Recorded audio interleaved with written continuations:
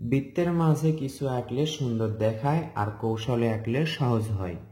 দেখুন, আপনি যদি এই দাগটি দিতে পারেন তাহলে আশা করছি এই দৃশ্যটি আঁকতে পারবেন। এভাবে সোজা একটি দাগ এতদূর পর্যন্ত নিয়ে এসে দেখুন, এভাবে ভাঁজ করে কয়েকটি ভাঁজ করতে হবে, যে কয়টি আপনি পারবেন। এই তো, এই দাগটি দিতে পারলে আপনি এই দৃশ্যটি আঁকতে পারবেন। এভাবে করে সোজা একটি দাগ, দাগটা কিন্তু সোজা হবে। এরপর এখান থেকেও সোজা একটা দাগ, নিচের দিকে হালকা হবে। এভাবে দেখুন, শক্ত করে নিচের দিকে হালকা। আবার এই তো উঁচু একটি পাহাড়। এরপর এখানে এভাবে একটি ত্রিভুজ আঁকতে হবে। এরপর সোজা একটা দাগ দিতে হবে এবং এটার সাথে লেগে দিতে হবে। এই দাগটা আবার ডাবল করতে হবে। 1 2 3টা সহজ সোজা দাগ দিব, এটার সাথে লেগে দিব এবং এটার সাথে সুন্দর একটি কি হলো, ঘর আঁকা হলো। এখানেই আমরা একটি দরজা আঁকবো এই দাগের সাথে, এতে করে আমাদের সহজ হবে। এখানে একটি ছোট্ট জানালা আঁকবো রাবার দিয়ে। দেখুন, এটুকু আমরা মিশে দিব দরজার দাগ বাদে। এখান থেকে ঠিক এখান থেকে সোজা একটা দাগ এটার সাথে লেগে দিলাম। এখানে সুন্দর একটি অর্ধবৃত্তে আঁকবো একটি সূর্য। সূর্যতে আলোক রশ্মি চাইলে দিতে পারেন অথবা ওই রকমই রাখতে পারেন। আমরা এরকম ফাঁকা রাখলাম, এতেই আশা করছি সুন্দর দেখাবে। এখান থেকে এভাবে একটি ডাল হবে। এই ডালটা দেখুন, এই তো আবার ডাবল হবে। এভাবে ডাবল করে আবার এখান থেকে চিকন ডাল হবে। এভাবেই আমরা রেখে দিলাম এবং ডালটা দেখুন গাঢ় করে দিচ্ছি।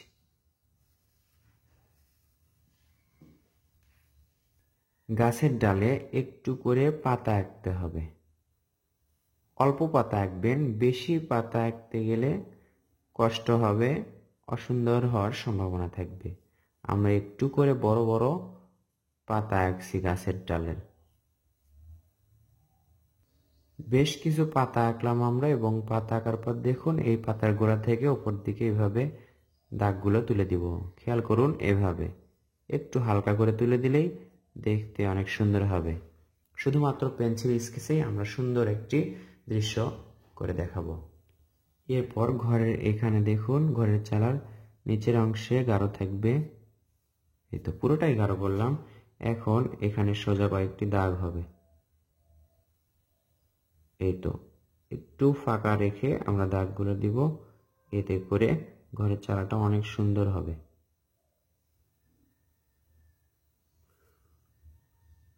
দরজা এবং জানালাও আমরা কালো করে দিব। উপর দিকে গাঢ় রাখবো, নিচের দিকে এইভাবে হালকা করে টেনে দিব। জানালাও পুরোপুরি কালো করলাম। মোটা পেন্সিলে আমরা এই দাগগুলো দিচ্ছি, এজন্য সুবিধা হচ্ছে, তাড়াতাড়ি হয়ে যাচ্ছে। এখন দেখুন এই সূর্যের এই পাশে আমরা শেপ দিব। এই পাশ থেকে আবার দেওয়া শুরু করব। এই দাগ থেকে এভাবে যখন যাবে দেখুন আস্তে করে হালকা হয়ে যাবে। এই দাগগুলো কিন্তু হালকা হয়ে যাচ্ছে এভাবে। এই তো এদিকে ছেড়ে দিতে হবে, এখান থেকে শক্ত করে ধরে এদিকে ছেড়ে দিতে হবে, উপর দিকেও এইভাবে। এই তো উঁচু পাহাড়ের গায়ে আমরা দেখুন শেড দিব, এবার পেন্সিল দিয়ে দাগ দেব। এভাবে সোজা করে দাগ নিয়ে আসবেন, নিয়ে আসার পর দেখুন এখানে যখন আসবে তখন দাগটা হালকা হয়ে যাবে। এই দাগের এই পাশে একটু গাঢ় রাখবেন। এই তো নিচের দিকে হালকা বা এই পাশে হালকা থাকবে। আমি কিন্তু দাগগুলো হালকা করে দিচ্ছি, শুধুমাত্র এই দাগে একটু গাঢ় থাকবে, আবার এদিকে এসে হালকা হয়ে যাবে। আবার দেখুন একই রকম করে এইখানে গাঢ় হবে। একটু মোটা পেন্সিলে দিলে সুবিধা হবে। এখানে গাঢ় হবে, এরপর এখান থেকে আবার হালকা হয়ে আসবে। আবার দেখুন এখানেও একই রকম করে এভাবে যদি করতে পারেন, এই স্কেচটা বা পেন্সিল শেডটা আপনার জন্য সহজ হবে। আমরা আগেই বলেছি দৃশ্যটাকে কৌশলে আঁকবো, কঠিন করার চেষ্টা করব না। এখান থেকে দেখুন, এই তো নৌকার এই অংশটা, শুধু এক পাশের অংশটা আমরা আঁকবো। তার মানে বোঝা যাচ্ছে নৌকার অর্ধেক অংশ পাহাড়ে ঢেকে আছে, পাহাড়ের কারণে দেখা যাচ্ছে না। তাহলে এইটুকু আঁকলেই আমাদের হয়ে গেল, মানুষ আঁকার প্রয়োজন নেই, দৃশ্যটা আঁকা সহজ হলো। মানুষ আঁকতে গেলে দৃশ্য আঁকাটা কঠিন হতে পারে বা অসুন্দরও হতে পারে, এজন্য সুন্দর করেই রাখলাম, দৃশ্যটাও সহজ রাখলাম। কেমন লাগলো এই বৃত্তের মাঝে সুন্দর সিনারিটি আঁকা? অবশ্যই কমেন্টে বলার চেষ্টা করবেন, কারণ আপনার অনুপ্রেরণা বা উৎসাহ আমাকে আরো সুন্দর সুন্দর ড্রয়িং করতে সাহায্য করে। ভালো লাগলে ভিডিওটি লাইক করুন এবং ফলো বা সাবস্ক্রাইব করে রাখুন চ্যানেলটি।